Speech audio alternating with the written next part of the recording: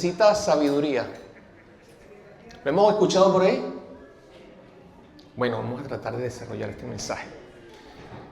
Y vamos a hacer un comentario. El muro de las personas cercanas. Y comenzamos con una introducción. Hermanos, de la siguiente manera. Hay casos de casos.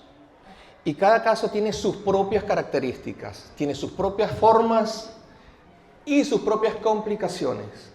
Pero hoy vamos a estar hablando de uno que es muy común entre la gente, entre las familias, entre las amistades, entre los vecinos y aún dentro de la propia iglesia, incluso dentro de la región donde nosotros vivimos.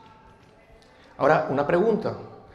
¿Alguna vez has sentido la frustración de ver a un ser querido caminar hacia el abismo y aunque le gritas que se detenga, no le da valor a tus palabras? Porque pasa lo siguiente, los seres más cercanos, el que nos ven tan comunes, tan familiares, han compartido tanto con nosotros que en algunos casos no consideran la ayuda que le ofrecemos. No porque no nos prestan atención, no nos prestan atención ni le dan valor a esa ayuda que les estamos ofreciendo. Más bien, suele pasar en algunos casos que nos rechazan si nos ponemos muy insistentes y terminan prestando incluso más atención a la persona que está afuera que a nosotros mismos. Ahora, ¿por qué sucede eso? Sucede entre un hijo con su padre, entre una pareja con su cónyuge, un hermano con su hermana, un pariente con pariente. A alguien le puede pasar a lo mejor con su mejor amigo o incluso dentro de la iglesia, entre los propios hermanos de ministerio, entre los hermanos. Y hablamos de una realidad que puede ser agridulce. Pero resulta que a veces a las personas que nosotros más amamos son los que menos nos escuchan en momentos determinados y les cuesta dejarse ayudar por nosotros, no por falta de amor, sino, y este término es importante, por la familiaridad, por el exceso de confianza, por la rutina, por el estar siempre juntos y queremos rescatarlos. No estás haciendo esto bien, está pasando esto, pero se nos ponen tercos. Se nos hace más fácil a veces ayudar y que nos oiga alguien que está afuera pasando una situación similar a una persona cercana a nosotros, a la persona más amada por nosotros, que a esta misma persona. Y bueno, hoy vamos a aprender que el hecho de que ellos, si es un caso que te pueda estar pasando o que te pueda pasar, el hecho de que ellos no te escuchen a ti no significa que Dios, si no te oyen a ti, no significa que Dios no les esté hablando. No significa que Dios no esté pendiente de ellos. Y hoy la idea es aprender, en estos casos, a soltar el control a Dios y que nos ayude a amar con sabiduría. ¿Sabes? Porque a veces, amando mucho, también podemos hacer daño. Amando mucho, a veces hacemos daño. Entonces, ya mencionamos la familiaridad y vamos a ponerla. Ahí está Miguel. Sí, Miguel, la 1. Bueno, arriba está muy alto, pero el escándalo, el desafío de la familiaridad, el escándalo de la cotidianidad. Mira, ve, para entender el contexto, Jesús mismo, siendo el Rey de Reyes, enfrentó este muro en su propia casa y en su propia tierra. Vamos a leer Mateo capítulo 13, versículos 54-58. Súper conocido este pasaje, vamos. Y venido a su tierra les enseñaba en la sinagoga de ellos, de tal manera que se maravillaban y decían, ¿de dónde tiene este sabiduría y estos milagros?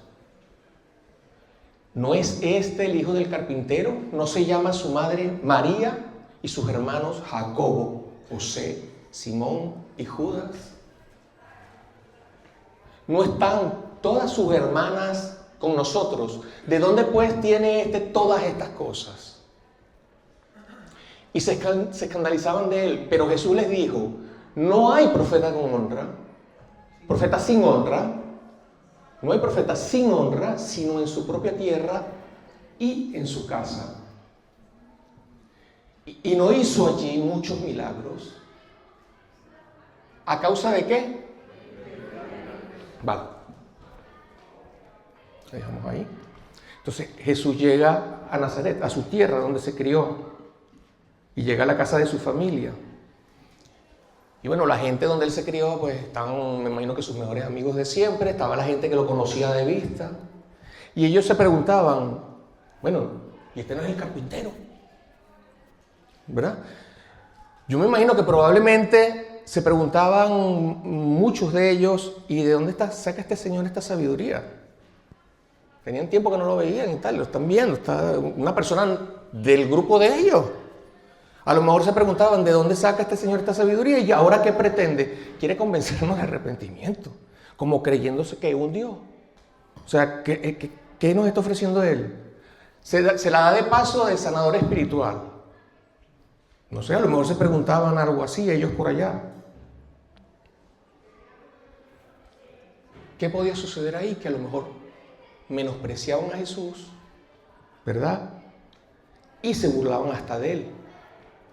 Por lo que nosotros leemos ahí en el contexto, probablemente sucedía mucho de eso.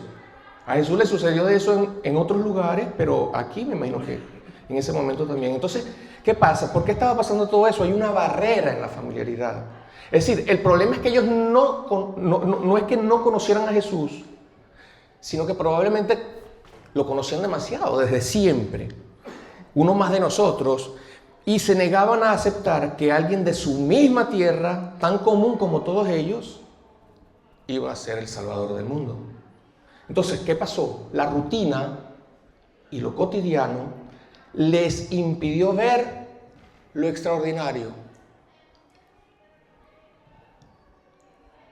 ¿Por qué fue que les impidió ver lo extraordinario? ¿Qué fue que leímos nosotros aquí? ¿Cuál fue la causa? La incredulidad de ellos.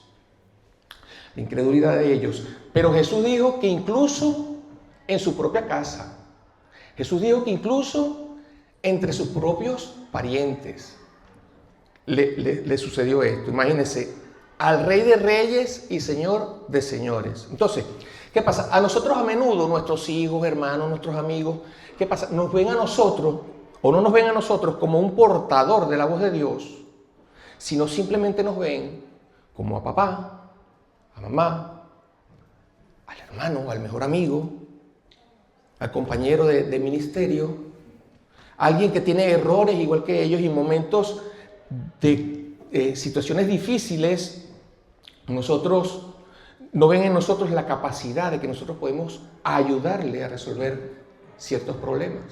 En ese momento, cuando Jesús estaba allá, le pasó.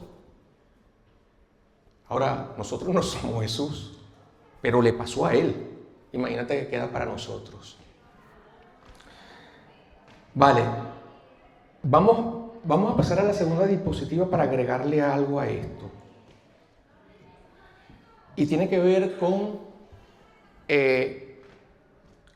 punto número 2, el peligro de la imposición. Yo le puse el síndrome del rescate forzado, que tiene que ver con que cuando nosotros vemos justamente en casa a esa persona cercana, donde nosotros estamos, en la iglesia, cuando vemos en una crisis, cuando lo vemos apartado, a veces la angustia, el miedo, la preocupación que nos genera, que está atravesando una situación complicada, tenemos que cuidarnos de que sea la desesperación y ese temor que nos lleve a querer prestarle la ayuda. Tenemos que tener cuidado con eso.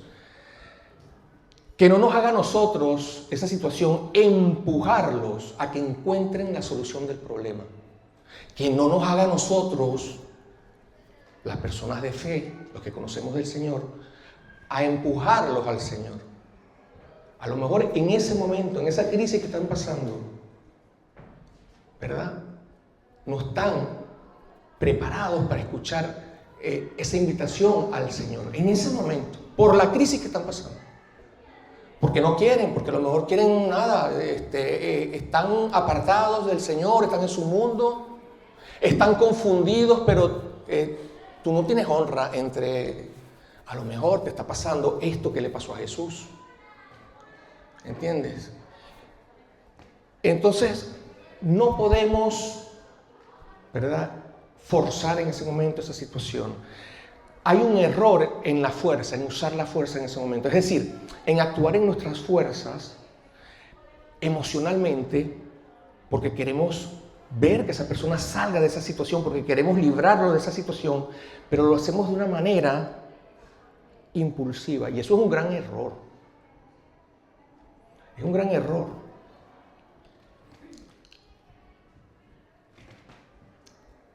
La fe y el cambio genuino en ellos no va a nacer por nuestra imposición. Porque a veces cuando nos hallamos en una situación así, decimos, no, necesitas una exhortación. Y pues está bien, pero a lo mejor no es el momento de hacer una exhortación. ¿Y cómo la haces? Porque el tema está también, ¿cómo la haces?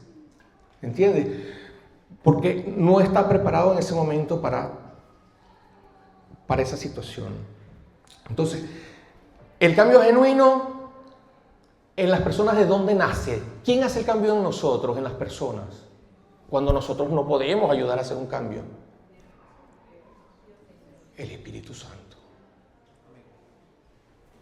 El Espíritu Santo. Entonces, aquí hay un punto clave. Jesús, ante la incredulidad de los suyos, Jesús no forzó los milagros. El texto dice que Jesús no pudo, lo leímos, no pudo hacer muchos milagros a causa de la incredulidad de ellos. No pudo, no porque Jesús no tenía el poder para hacer los milagros. No pudo, porque para poder recibir los milagros se reciben por medio de la fe. Y ellos estaban llenos de incredulidad. ¿Podía Jesús hacer los milagros? Sí, pero ¿por qué dice no pudo? Por la incredulidad de ellos, porque Jesús respetaba, ¿verdad?, el hecho de que ellos, no creían. No creían. Entonces, como consecuencia, cuando nosotros forzamos la palabra, generamos rechazo en la persona, porque no está preparada en ese momento para oír ese mensaje que nosotros le estamos dando. Ese consejo, esa exhortación, y mucho menos, a lo mejor no quiero ir del Señor, quieres irse a la calle, ya, y como tú eres tu papá, su mamá, su mejor amigo, su hermano, hasta su pastor, qué sé yo, eres una persona tan cercana que quiere mundo. Entonces le molesta que le diga, oye, hermano, pero si te vas al mundo, o sea, busca al Señor. Y se lo dice una vez, se lo dice otra vez, y te pone insistente, y digo, oye, ya.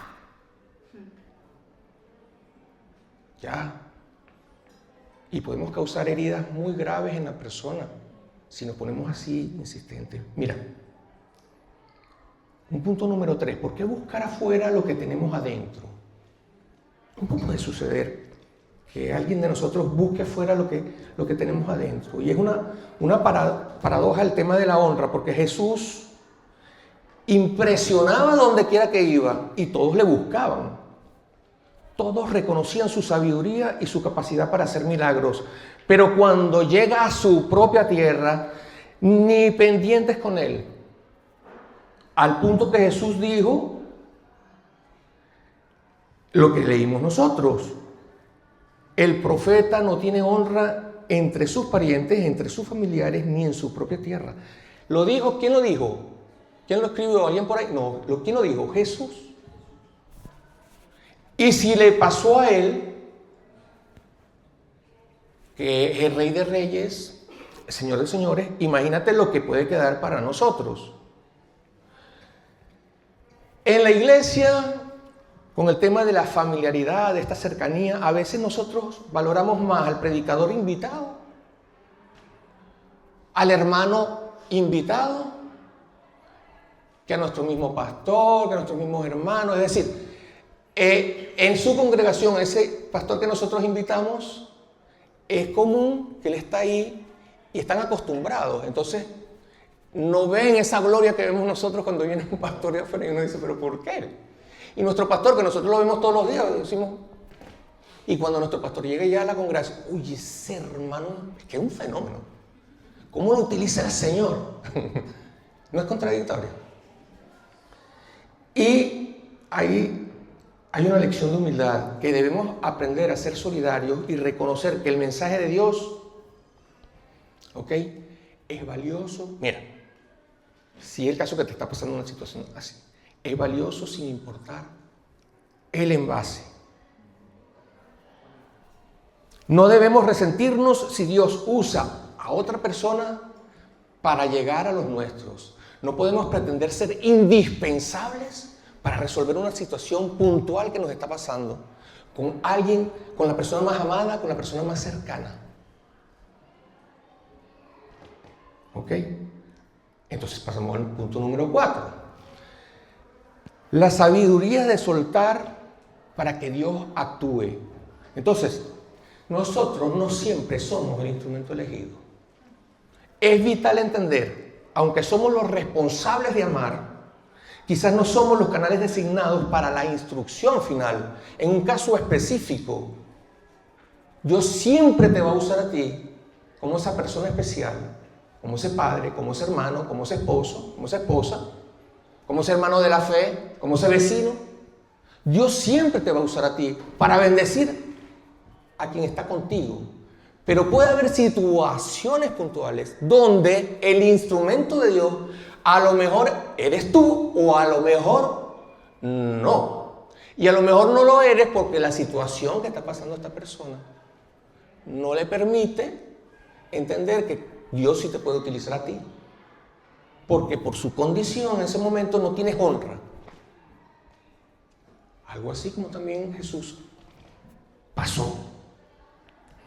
Entonces, no somos siempre el instrumento elegido. Y luego, en el papel de los terceros, hermano, ¿cuántos creen que Dios envía personas para bendecir nuestra vida? Somos indispensables nosotros para resolver en algún momento alguna situación en nuestra casa, en nuestros parientes, donde nosotros vivimos o en la iglesia. Somos indispensables para resolver situaciones que a lo mejor Dios va a utilizar a otras personas. Y si Dios va a utilizar a otras personas, nosotros tenemos que tener eso muy presente. Entonces tenemos que tener la mente abierta. Oye, Dios puede hacer algo con esta persona. Cuando esa persona llega, no te sientas mal. Recíbelo, porque puede ser el instrumento de Dios para resolver ese problema. Entonces, ¿cuál es nuestra verdadera labor en ciertos casos como este tipo que estamos hablando? Hermanos, nuestro buen testimonio.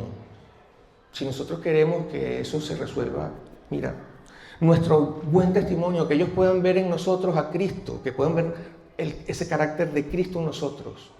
No solamente por lo que tanto le decimos, aunque sea palabra de Dios, aunque sea la palabra más honesta de nuestro corazón. Mira, más testimonio. Entonces, no debemos permitir en estas situaciones, ¿verdad?, que la vida de un ser querido, el más especial, desmorone también nuestra propia vida. No lo podemos permitir. Y a veces hay situaciones, ¿verdad? La crisis de un familiar afecta profundamente a veces su entorno y su familia. Pero nosotros, si nos dejamos afectar más allá de lo permitido por esa situación, ahí sí es verdad que menos vamos a poder ayudar. Y como Dios, cuando nosotros pasamos un tiempo de aflicción, una crisis, cualquier cosa, no hace cosas aisladas. Dios siempre que permite que ese ser querido, ¿verdad?, sea que es una situación como esta o no, que es un ser querido que sí nos oye, que no hay ese tema de que no tienes honra. ¿Entiendes? Pero nosotros en ese momento tenemos que permitir, ¿entiendes?, aceptar que el que puede generar ese cambio es el Señor. Y ese momento a lo mejor es propicio para que callemos y para que nuestra propia vida, ese tiempo, porque nosotros también somos imperfectos, si Dios está permitiendo eso, tenemos que saber que también Dios está queriendo hacer algo en nosotros. Y a lo mejor nuestro ser querido está muy mal en los caminos del Señor, está muy mal, puede ser. Y nosotros, bueno, estamos bien con Dios, pero no de manera perfecta. Y si esa situación te está afectando demasiado, oye, si Dios está contigo, tú todo lo vas a poder soportar. Ordena tu vida delante de Dios, porque le vas a pasar por encima ese problema. Y la solución va a llegar porque sí.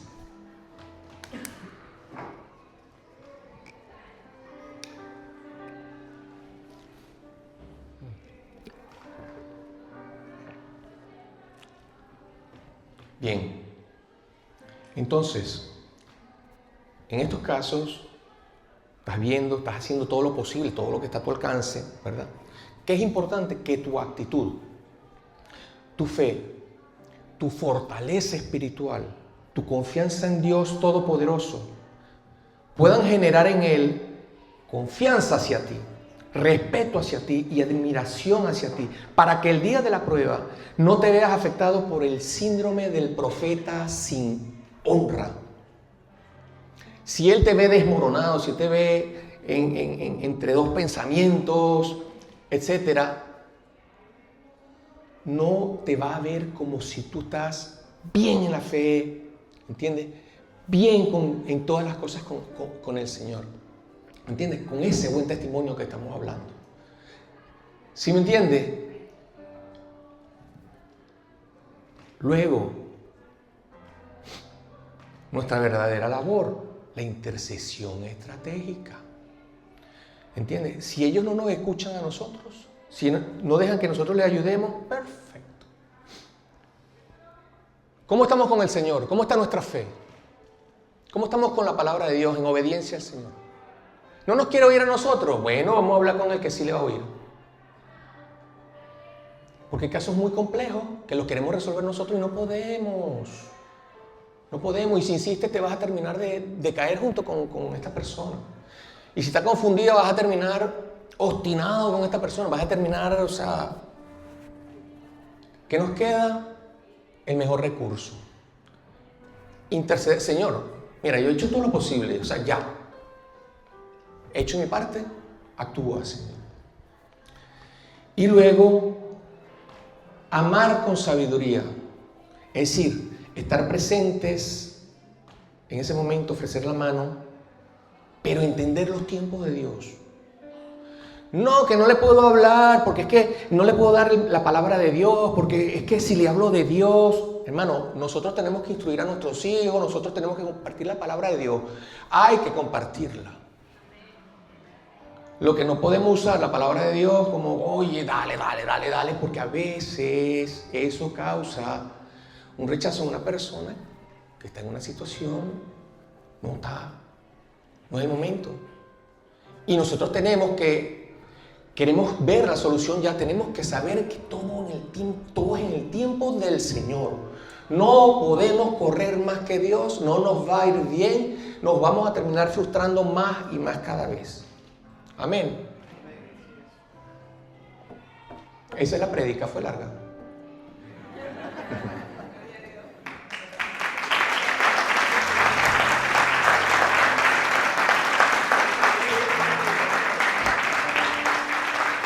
No, y lo de profeta sin honra se cumple, ¿viste? Yo cada vez que veo a Yadir en problemas, mi esposa, la veo en problemas y tal, o que está confundida con la palabra, trato de ayudarle y todo, y sácate de aquí.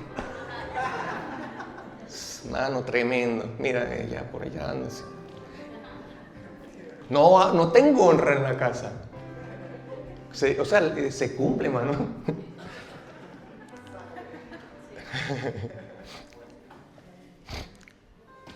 Hemos predicado, pero sí quiero dejar unas recomendaciones. Unas recomendaciones. Una ya la hemos hablado, que es el tema de cuidar el testimonio. Y te lo repito porque es muy importante. No, pero ya me lo dijiste, te lo vuelvo a decir. Cuida tu testimonio. ¿Entiendes? Que por tu buen testimonio no te rechaces, sino más bien que te respete, que te admire. No le hables tanto si no quiere que le hables. No le presiones. No quiere que le presiones. No invadas su espacio, más bien. Oye, y esto es poderoso. Óyele más. Óyele más. Qué increíble lo que sucede cuando oímos más de lo que hablamos. Personas que le hablamos para buscar sanidad en la persona y resulta que lo que necesita es oírle y oírle y oírle. Hay que discernir los tiempos y las situaciones. Luego, no te muestres como alguien súper espiritual. Cuídate del orgullo y la vanidad. Recuerda que la palabra dice que el mucho conocimiento envanece. El mucho conocimiento envanece, pero el amor edifica. En el amor no hay vanidad, el amor es humilde. A mí me ha pasado porque yo he servido al Señor desde hace muchos años, mis hijas eran bien chiquitas y yo tenía que instruirlas en los caminos del Señor. ¿Entiendes? Yo tenía, junto con mi esposa, ella se encargaba de esa parte, de que las hijas de nosotros siempre con nosotros para la iglesia. Sí o sí, porque a la iglesia hay que ir. Pero no, mira que métanse que vamos para la iglesia. No. Hay que ir para la iglesia. No, pero no quiero ir. No, pero vamos. ¿Sí o no? Hay que ir a la iglesia. Pero cuando están más grandecitos, cuando llegan a la adolescencia, cuando son jóvenes, no es tan fácil. No es tan fácil. Entonces, mi hermano, cuando yo lo he comentado, siempre que predico, hablo de esto. O sea, la Biblia para mí me permitió conocer al Señor de una manera tal que yo desde hace muchísimos años, de hecho la primera vez me la leí completa en el 89, yo no dejo de leer la Biblia.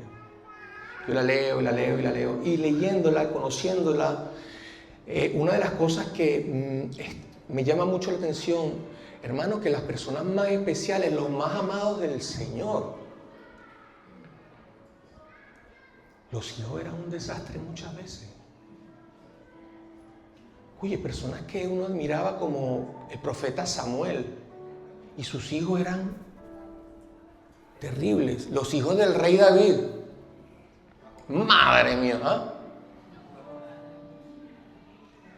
Los hijos de Aarón, el sumo sacerdote, Nadab y Abiú, el Señor les mandó fuego y se los quemó.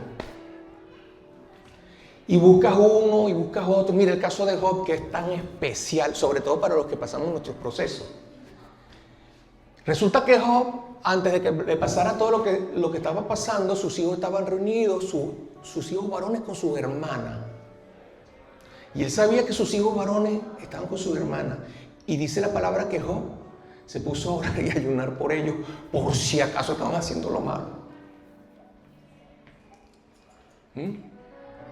Y así muchas veces. Pero hay algo más delicado que a mí, cuando yo escuchaba estas cosas, oye, me sacudían. Mis hijas, yo soy padre, yo soy director de alabanza, yo soy predicador, maestro en la escuela. Ayudo a los pastores, vamos a levantar las iglesias. Y mis hijas, cuando es más grandecitas, bueno, gracias a Dios ya me han dado hasta 2 nietos y todo va bien.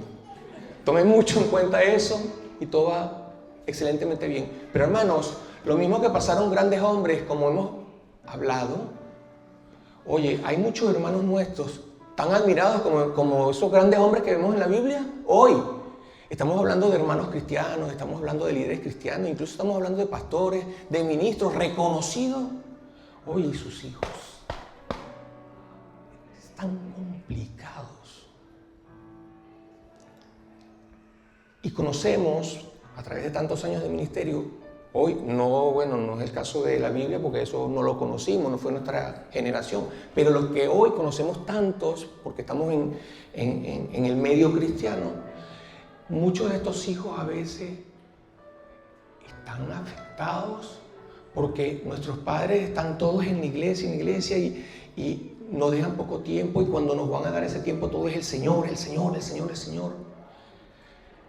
Hermanos, y nos ven como que, oye, mi papá, mi mamá, o este hermano, o este amigo, todo es Dios. Y a veces forzamos las cosas. Y a nosotros, los que más conocemos del Señor y más amamos a Dios, también nos debemos cuidar. Entonces, Yo cuando supe eso y veía todos estos casos, oye, le di muchísima importancia y le doy gracias a Dios porque no es en vano aprender a amar con sabiduría. Con sabiduría. No a la fuerza, no como yo creo, no a mi manera. Lo hago, le deseo a mi ser querido, a mi hijo, a mi hija, a mi esposo, a mi esposa, a mi hermano, a mi hermana, a mis vecinos, a mis amigos, a mi hermano, les deseo lo mejor. Pero no puedo forzar las cosas. Y si soy yo el instrumento, bien. Y si es un tercero, bienvenido sea. Mira, segundo, para quienes pasamos una situación así y realmente, porque somos humanos, una cosa es decir estas palabras y otra cosa es ponernos en los zapatos de una persona que está pasando por una crisis de eso. ¿Entiendes? Que ves a un hijo que sabes que se te está yendo de la casa, que se está apartando de Dios, ¿entiendes? O un familiar muy, muy querido, alguien muy especial y no hay forma ni manera y eso te aflige, te desespera y es verdad, tú tienes que arreglar tu situación con Dios, lo que tú quieras. Pero en ese momento somos seres humanos y oye, eso realmente que nos puede afectar muchísimo. Pero ¿qué es lo más importante en esos casos? Lo que dijimos, el que cambia, el que convence, el Señor. Y nosotros tenemos que creer en las poderosas promesas de Dios. La Biblia enseña que la bendición de quienes aman a Dios alcanza a sus generaciones. Tu obediencia a la palabra del Señor siempre va a crear un paraguas de protección sobre tu casa, sobre tu entorno. Salmo 112, 1-2 dice: bienaventurado el hombre que teme a Jehová, su descendencia será poderosa en la tierra, la generación de los rectos será bendita. Y añade Isaías 44:3, porque yo derramaré aguas sobre el sequedal y ríos sobre la tierra árida. Mi espíritu derramaré sobre tu generación y bendición sobre tus renuevos. Entonces, en lugar de gastar todas nuestras energías tratando de convencer a quien en algún momento no nos quiere oír, vamos a gastarla buscando el rostro de Dios. Y te dejo claro que tu estabilidad será el faro que los pueda guiar de vuelta cuando la tormenta arrecie. Luego, tercera recomendación. Oye, los engañé con que había terminado la prédica. Pero era parte de la estrategia, porque si no, no me oyen completo. Claro, con los años uno va aprendiendo.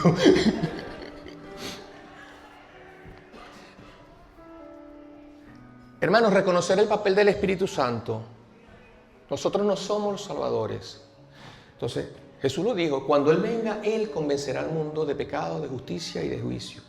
No nos toca a nosotros juzgar la situación ni señalar. ¿Qué nos toca a nosotros? Aconsejar con amor, extender nuestra mano y ofrecer apoyo. Pero no podemos tratar de forzar una metamorfosis en una persona que solamente Dios la puede obrar. Cuando nosotros tratamos de hacer el trabajo del Espíritu Santo, porque ya no podemos más, si tratamos de hacer su papel, terminamos agotados y frustrados. ¿Qué debemos hacer nosotros? Punto número 4, recomendación número 4, vencer la frustración del profeta sin honra en su tierra. Es decir, si vemos un hermano en la iglesia, un pariente, que prefiere escuchar a alguien de afuera antes que a ti, no te ofendas. Suelta el orgullo. Si Dios usa un extraño para traer libertad a tu ser querido, más bien regocíjate. Porque lo importante, ¿qué es lo importante? La liberación, su sanidad, ¿qué es lo importante? Eso. No quién es el canal, no que tú seas el instrumento. Lo importante es que, oye, que se logre lo que tú quieres. Verlo aquí contigo, bien, sano, libre y en los caminos del Señor. Gloria a Dios, aleluya, no va por allá botado. Y punto número 5, normaliza la crisis activando tu fe. Es decir, las crisis en nuestra vida, las crisis en este mundo, no son eventos extraños. O sea, Cuanto más nosotros entendamos las cosas de Dios, mejor vamos a poder resolver. Las crisis no son eventos extraños, son parte de la condición humana. Tu hijo, tu hermano en la fe están pasando por un proceso que, aunque doloroso, Dios puede estar usando ese proceso para revelarse a ellos. Y muchas veces el ser humano solo reconoce su necesidad de Dios cuando llega al final de sus propias fuerzas. Entonces no sabemos qué es lo que Dios quiere hacer. Nosotros claro que lo vamos a intentar, claro que lo vamos a amar y acompañar. Claro que por supuesto que sí. Pero no sabemos lo que Dios va a hacer. Pero sí sabemos, ¿verdad?, que nosotros no debemos explotarnos por causa de una crisis así en una persona tan amada, que lo que a nosotros nos toca, recomendaciones estamos hablando, lo que a nosotros nos toca es confiar en Jesús y descansar en Él. A nosotros nos toca es esperar en Dios. Porque si Dios mismo, en esos casos muy críticos, no hace algo, pues, tranquilo que nosotros tampoco vamos a poder hacerlo. Pero nosotros sí podemos, en medio de las pruebas, tener gozo en nuestro corazón y esperanza. ¿Por qué?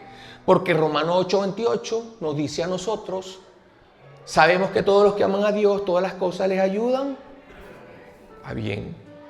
Así que incluso la rebeldía o la crisis emocional de una persona muy especial para nosotros puede ser el abono para su salvación futura. Jeremías 31, 16, 17 dice, así ha dicho Jehová, reprime tu voz del llanto y reprime tus ojos de las lágrimas, porque salario hay para tu trabajo y esperanza hay también para tu porvenir, dice Jehová. Y los hijos, pues si se fueron, volverán a su propia tierra. Esa es la obra de Dios y esa es la promesa de Dios. Y creer en las promesas de Dios a nosotros nos permite esperar confiados. Las promesas de Dios es, hermano, herramienta para nosotros esperar confiados. Porque lo que Dios dice es. Que Dios permite una prueba en un hijo, hermano, es imposible que lo evitemos. Job era un hombre de Dios, pero que Dios dijo, no hay varón perfecto como él, íntegro en todos sus caminos, Dios lo dijo. Job era una persona de fe impresionante que conocía a Dios, no nos imaginamos cómo. Job podía orar, Job podía ayunar. Mira, hermanos, cuando Dios permite una crisis, ni que ores, ni que ayunes, tienes que orar, sí, tienes que ayunar, sí, tienes que hacerlo todo, pero no vas a poder evitar la crisis. La crisis la vas a pasar, pero Dios está haciendo en tu vida lo mejor que has recibido nunca en medio de ese proceso. Duele, resiste. Angustia, tranquilo, confía, descansa en Jesús. Se te fue el ser querido, que se vaya. Ya tú vas a ver ahora cómo vamos a rematar esto, mira. Ahora sí vamos a terminar. Seguro. Bueno, estoy viendo más letras por ahí, pero sí vamos a terminar, ya va. No, yo escribo el mensaje y normalmente trato de decirlo como está, porque yo soy como José Gabriel, nosotros nos ponemos aquí y hablamos. Oye, pero ¿cómo para uno? Y aquí escuchamos predicando a Sara, a Roberto, que tengo tiempo que no lo escucho predicando, a Yadira, mi esposa. Y predican ta, y huye. Pero a otros nos cuesta, ¿no? Karina predica espectacular. Hermano, ya estamos listos, ya va. No, en serio, mira, ve. Sí.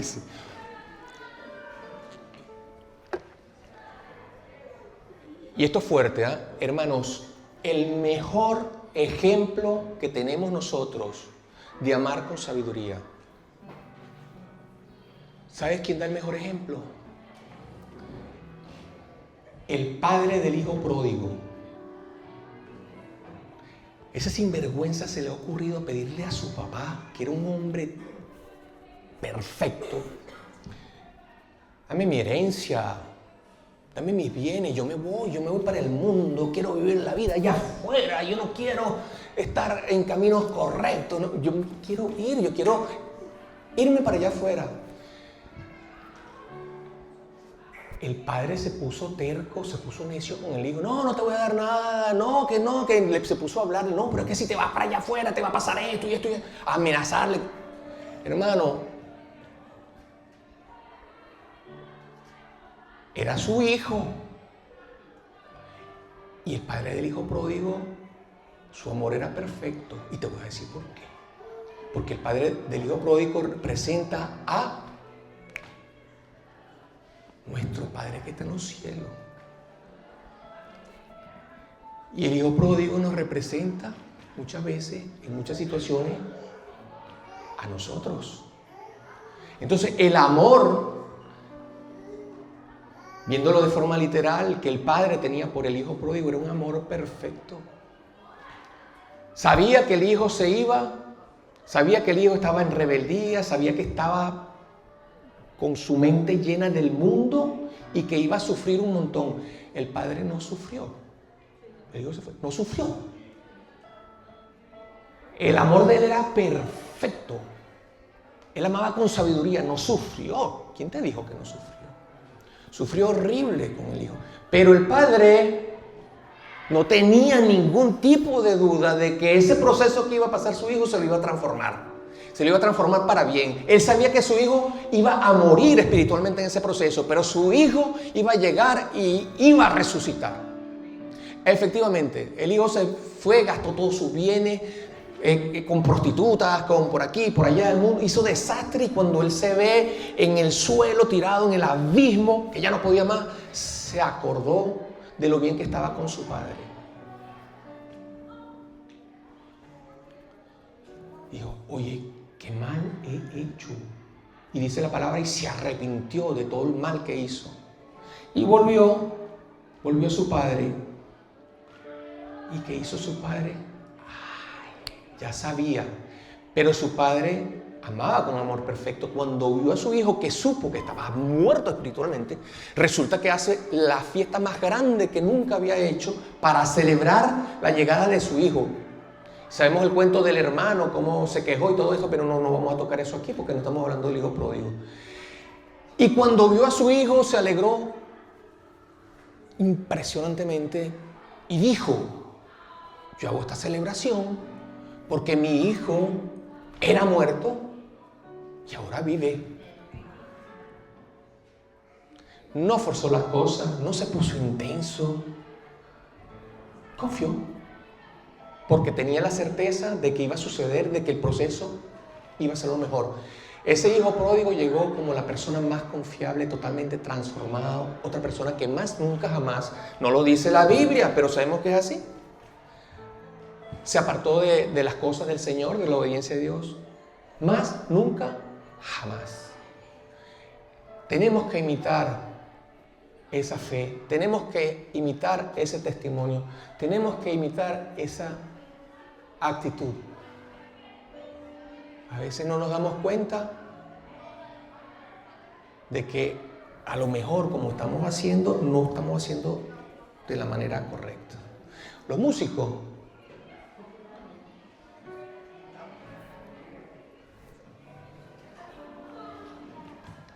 vamos a hacer un fondito para seguirles hablando.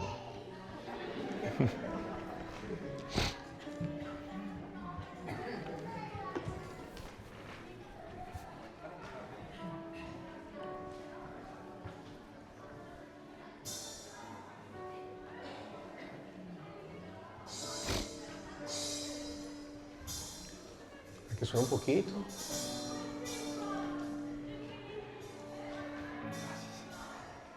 Nuestra fe se demuestra no solo en lo que decimos a nuestros hijos, a nuestros seres queridos, sino cuánto confiamos en que Dios los cuidará cuando ellos no nos escuchan.